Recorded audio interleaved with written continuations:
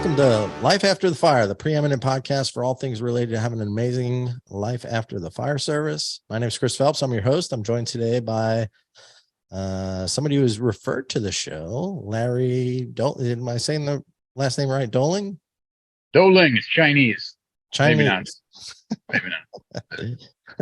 So, Larry, tell us a little bit about yourself and why somebody would think you that we should talk to you on the show. I have no idea why anybody would want to talk to me. I'm an old retired guy. I retired from Palm Beach County Fire Rescue about 28 plus years, and I got into it late. I was 31 years old. So I'm one of the late bloomer guys.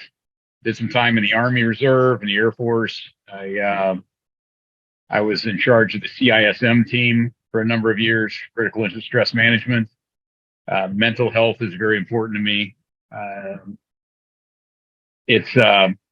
It's been an honor to go to a lot of different places. Like they talked to some officers after the Pulse nightclub shooting, and I did a lot of work through Chris Bader with Coral Springs after the Stoneman Douglas High School shootings, and that plus just all kinds of day-to-day responses all over Palm Beach County. And then I got a master's degree in social work, which is the same degree that a lot of the EAP clinicians have for a lot of departments. So on paper, I'm qualified to be a counselor, an EAP counselor. And maybe that's it. I don't know. All right. Makes sense. Well, let's dive into some of the mental health aspects. Obviously this is about having a great life after the fire. Right.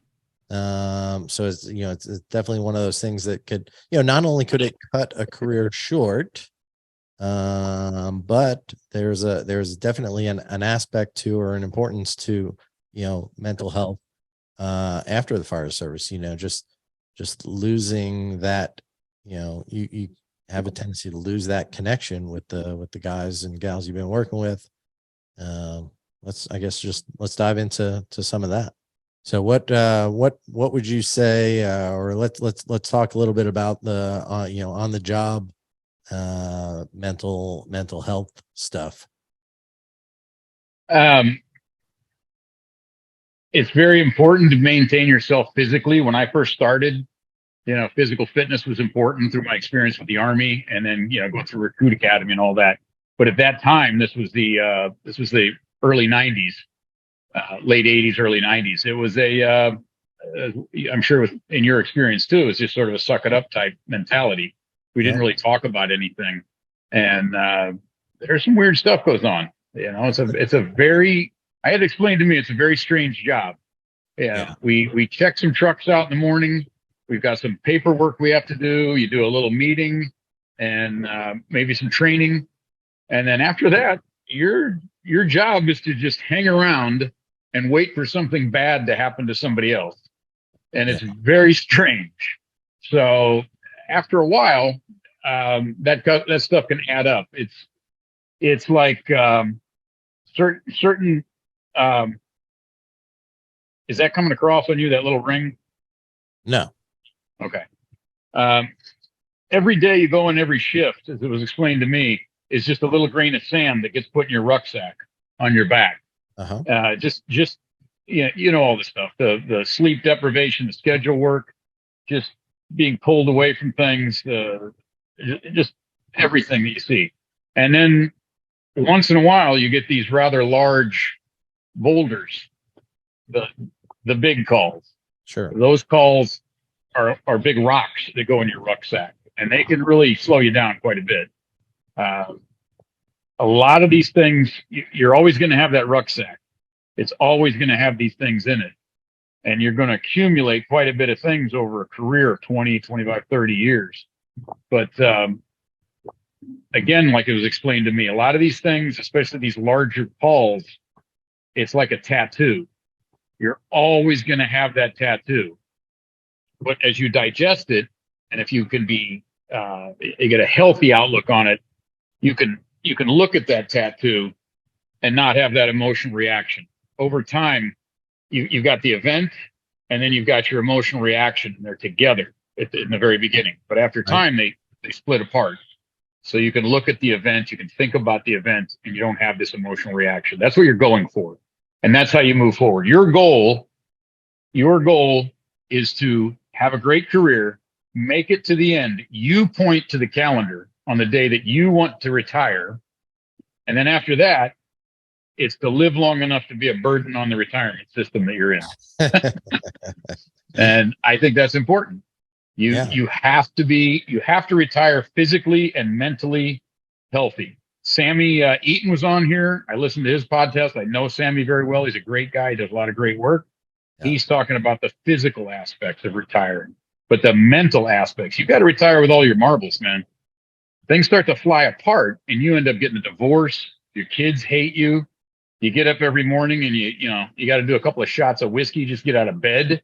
What kind of life is that, man? You have to be able to enjoy that retirement. Exactly. Yeah. And that's a great analogy. You talk about, filling up the rucksack. I've always been taught the filling up your trash can, every call you go on is, a little wadded up piece of paper thrown in your trash can. Some are the smaller pieces of paper. Some are, throwing a phone book in your trash can. Mm-hmm. But I've never heard that the way you spoke of how the two are connected, the emotional reaction and the event, and how, we want to, work to, I guess, bridge the gap, or not necessarily bridge the gap, but create a gap, I guess is the appropriate term there, right? You just want to have a healthy outlook on things. You want to be able to process things and digest them well. Right now, everywhere you go in your day, you're receiving information. You're receiving through your five senses, and it's coming into you. And this is my second podcast I've ever done, but it's not that unusual. I'm just talking to you. It's a Zoom meeting. It's not that big a deal. So everything that's happening right now for you and for me, we have a place to put all this in our brains. There's a little file cabinet in your brain, and you can put these things away, and then we can go and work on the rest of our day or whatever else we can do. And then at night, hopefully this podcast talking to me isn't going to keep you up at night worrying about it, right? Because you have a place to put all of this that we have experienced. I'm going to go in and feed my dog later on today. I've done this a million times. I know where to put that experience. We're putting groceries away. I know how to put it. When you go to these larger calls in specific terms, you don't have any place to put that stuff. This is so outside of your moral injury is a term you see quite a bit. That call basically was some sort of moral injury to you, and you have nowhere to put it. So you're sitting there with this pile of paperwork, which is that event, and you've got nowhere to put it. Right. So you're trying to function throughout your day with a stack of paperwork you're carrying around with you. And you can't go to sleep with it because you can't put it down.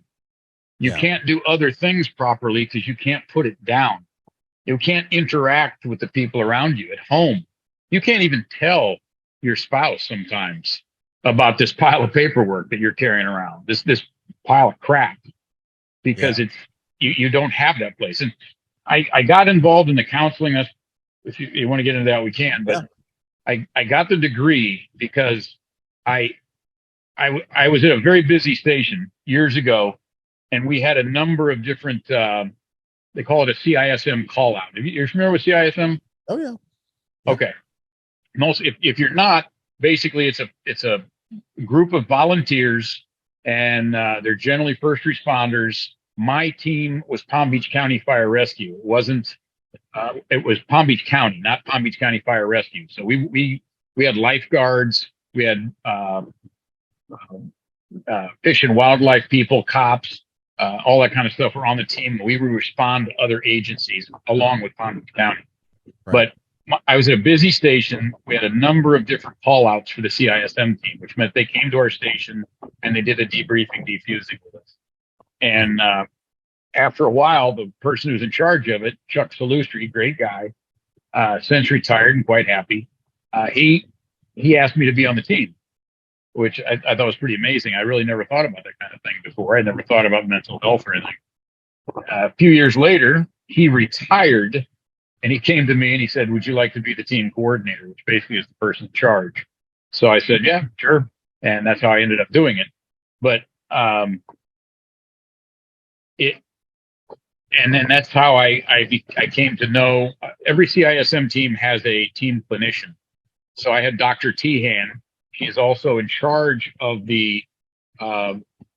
of the social worker program at Berry University. Very smart lady, doctorate degree and all that. And I got into the mental health aspect of it a lot through her and some of the different seminars.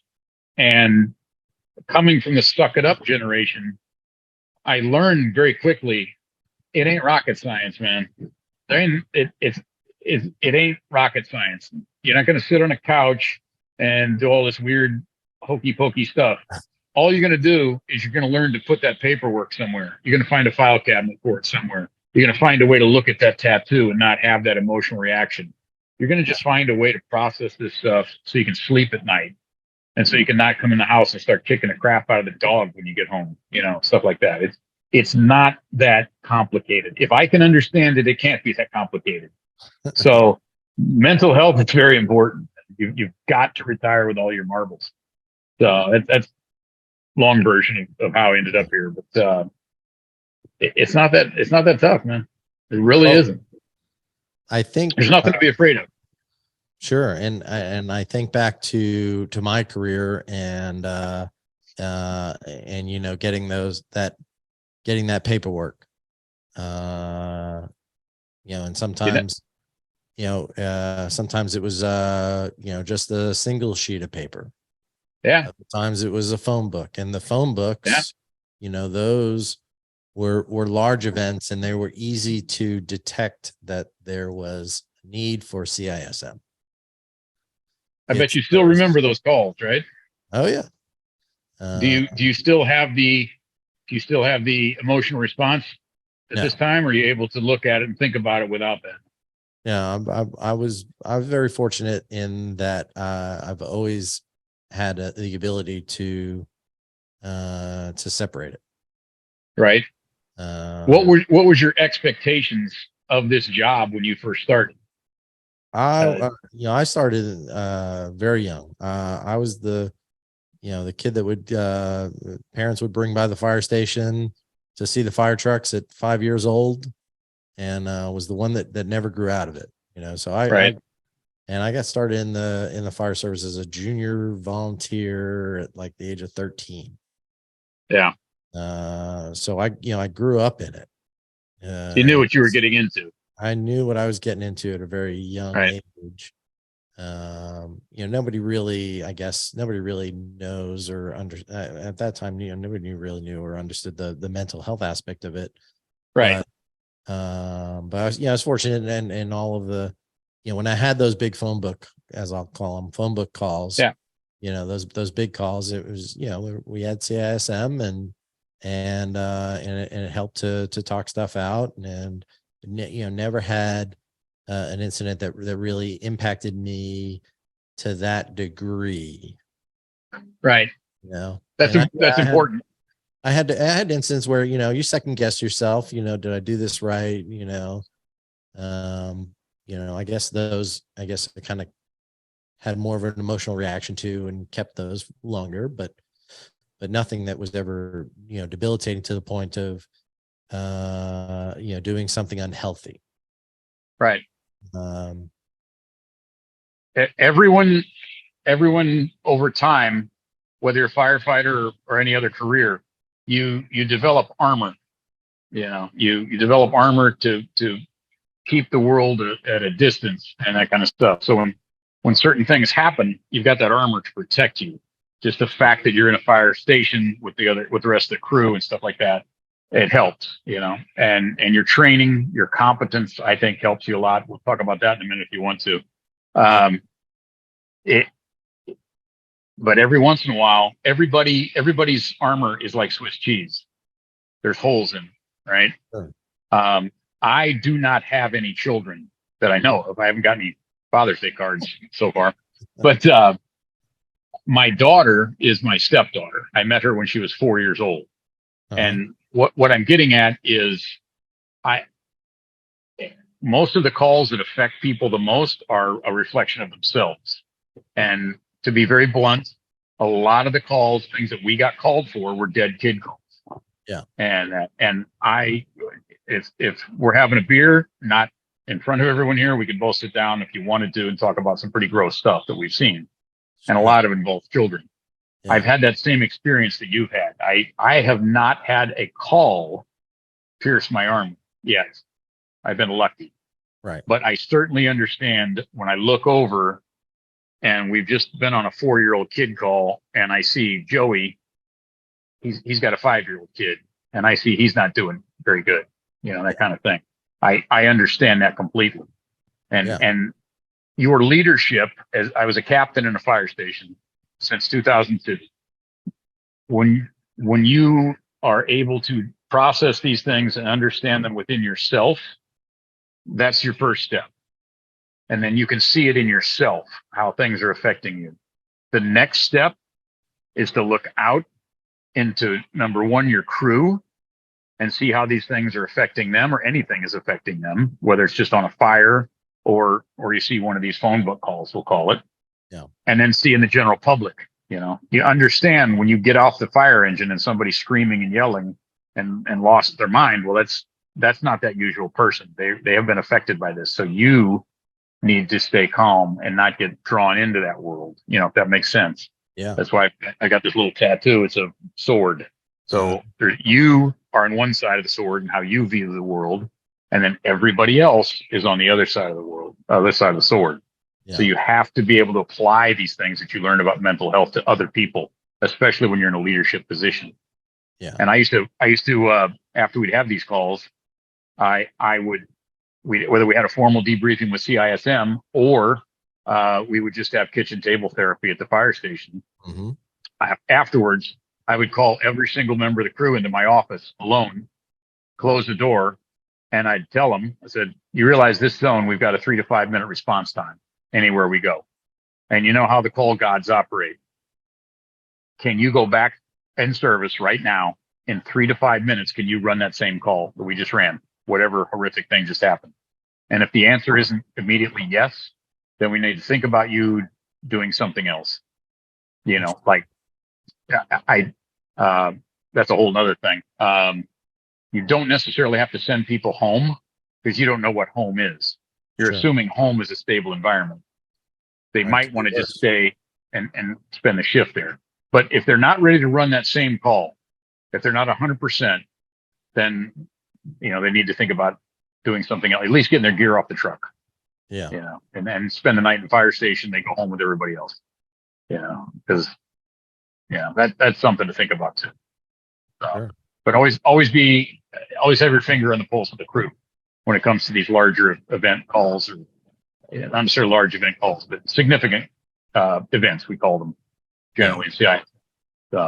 Well, and we've talked on a previous show how those big calls are those are easy to detect or realize that somebody needs that CISM, that peer counseling, if you will.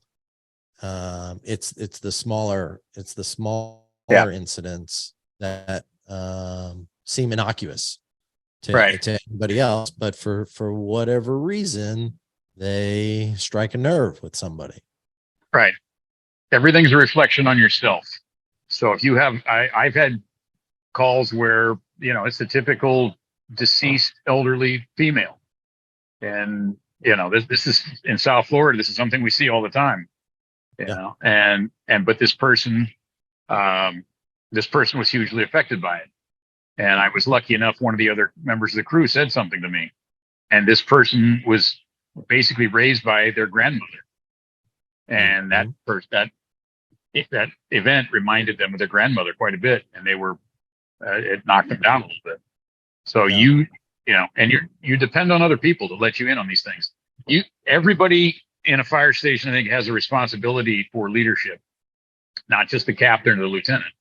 And it's your job to watch out for the rest of your crew, whether you're the rookie or you've been there 20 years. So keep an eye out for the other people and their mental health and how they're doing. And These what are, are some of the outward signs that you would expect or should be on the lookout for, well, uh, on even that small call? yeah, for I lack of- I like to look at if you go online, there's all kinds of articles and that on PTSD and things like that. That's another rabbit hole we can go down.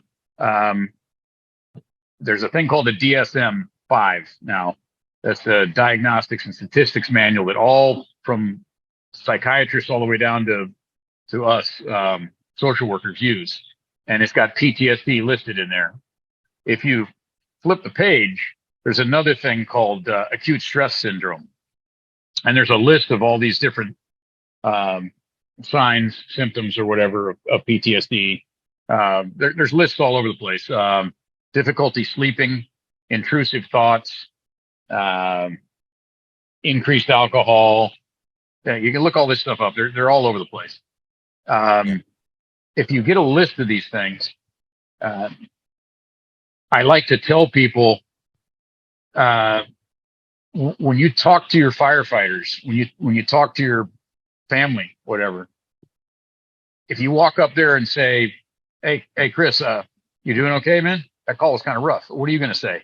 90% of the time, what are you going to say? Yeah, I'm good. I'm fine, right? I'm good, right? Okay. Good for you, man. That's okay. Now we can, if you get that list, think of that list as a list of questions. It's not a list of bullet statements. So, I see you the next shift. Hey, Chris, how you doing? You're going to say, I'm fine. I'm good. All right. And then I can throw it down. There's a bullet comment in there about not sleeping.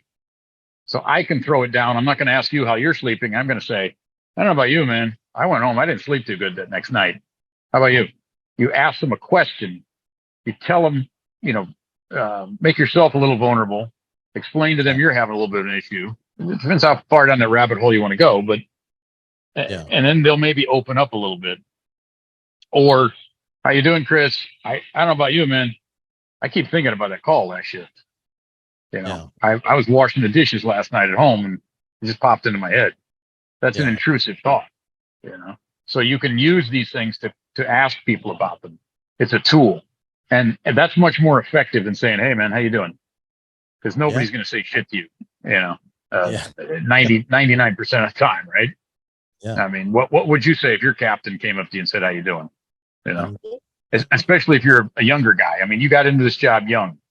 Yeah. You're 22 years old. You're going to tell me that you're not doing too good with that call? It's not likely. No, why not? Some of it's pride, Yeah. Yeah.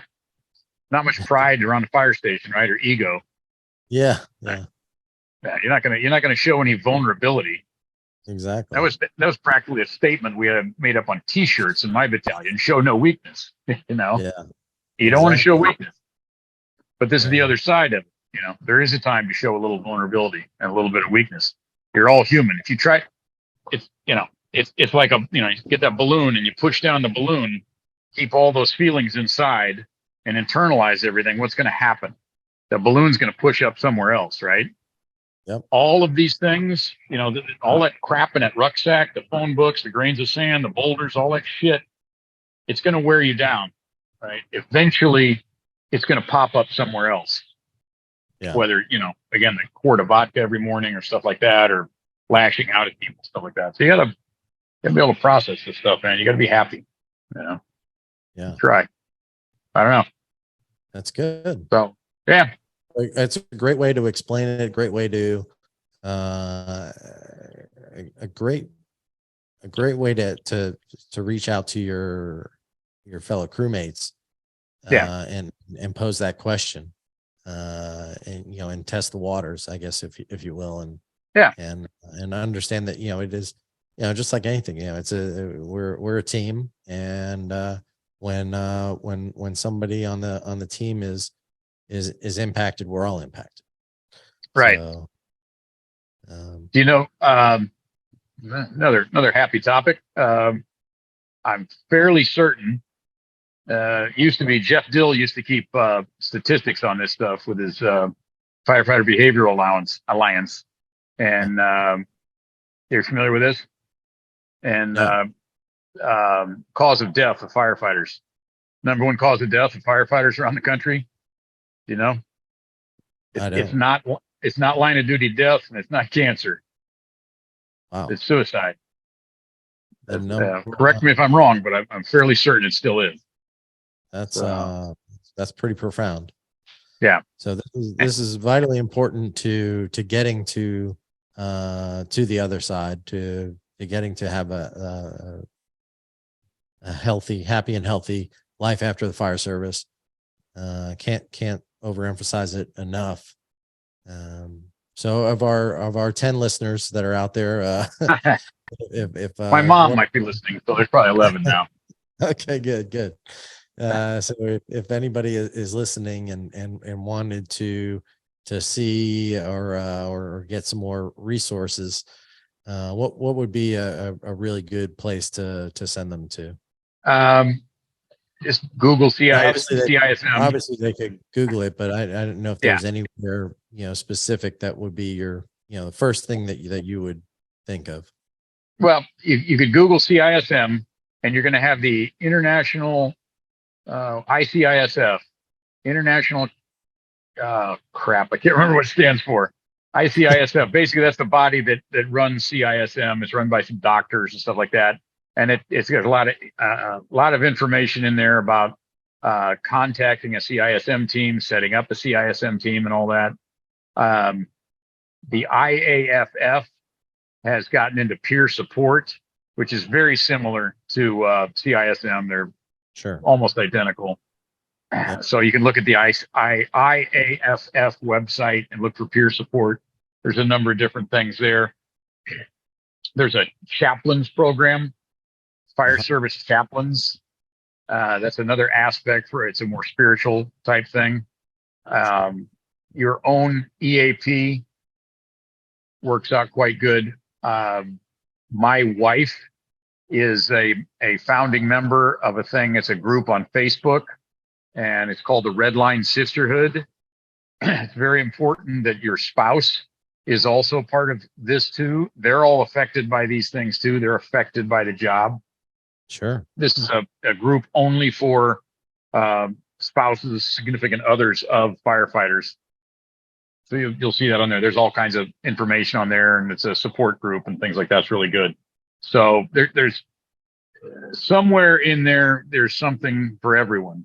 Your department should have a number of these different things. This should be like a smorgasbord or a buffet that you go down with your little tray and you pick out what you need, Yeah. Maybe the chaplain thing isn't for you. Maybe the chaplain thing is exactly what you need. Yeah.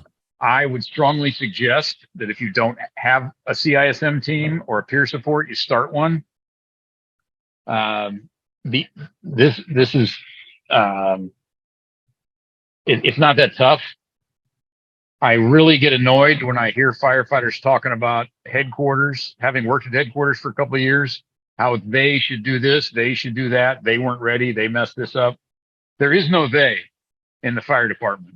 Yeah. When I'm on a crew, I've got my crew out there, we're on a call, my battalion, whatever. There is no they. It's all we. We need to cut a hole in that roof. We need to go in and put that fire out. We need to go save those babies. Yeah. All right. You have been given a task within that, but apply that same mentality to your headquarters. Yeah. They aren't going to do shit. I'll tell you that right now. They at headquarters are not sitting around their desk waiting, gosh, I wish some knucklehead from the field would bring us a problem with no answer. Nobody's doing that. Everybody's busy. They've got stuff to do. So if you want something done, you have to do it. You have to start these initiatives yourself. And it's not that tough. I did it part-time for all those years, and it's not that bad. I would also strongly suggest that you get to know the departments around you and network with the departments around you. Chris Bader, great guy. He started the firefighter. What's that group he's got? You know what it is. The Alliance. But it's a networking group. It's anything you want. If you want to, put something out in the group for nozzles, who's using what nozzles, you get it back. He's also got all these different things, but he networked all this together. I got to know him, and then when they had the Stoneman Douglas shooting in his department, he wasn't calling some guy off a website in Palm Beach County. He was calling Larry Doelling, his buddy that we knew. Right. And we had that relationship. And then we called Mario and some of the guys down in Metro Dade. And they all came together and they did a terrific job helping those guys out. So it's important that you network with other departments and other organizations around. The other thing is, if you have like 3 people on your CISM team, what if 2 of them are on the call? Yeah. It pretty much takes them out, so you need to expand your horizons a little bit. The other thing I would suggest too is actually vet your EAP people and vet your rehab centers. The IAF has one, the Center for Excellence. There's a few of them around, but it varies quite a bit. There's quite a spectrum of these kind of places. So if you can vet them ahead of time, that's a really good idea. The EAP people, I know the collaborative. That's what Chris Bader put together. The collaborative. We put together a clinician awareness program, and it's been put on around Florida, and it's kind of cool. I'm kind of proud of it. We bring in your clinicians for 2-3 days, and the ones that volunteer, and we basically teach them what it's like to be a firefighter. And we have it out at a fire academy or anybody who's got a training tower and that kind of stuff. You do some classroom stuff with the terminology and that kind of thing. And then we dress them up in bunker gear and we run some mock drills with some fake smoke and rescuing babies. And, you bring the little baby out and stick them in the back of a rescue, and they've got another clinician in there with the paramedics in the back of the rescue and all that. And then we debrief afterwards and they see what that's like. And then they also spend an afternoon in a fire station. And so it gets them to know the culture and that kind of thing. I know 2, probably 3 guys who've had to have their session stopped because they made the clinician ill telling their stories. And I guarantee you and I could, sit down and come up with some pretty gross stuff to tell these people. Yeah. And if you're not ready for it, if they just saw the cash from getting another pool of clients, that's not the people you want. Right. So if you screen them a little bit ahead of time, some happy thoughts there. So, well, Larry, I'm really glad that we got put together.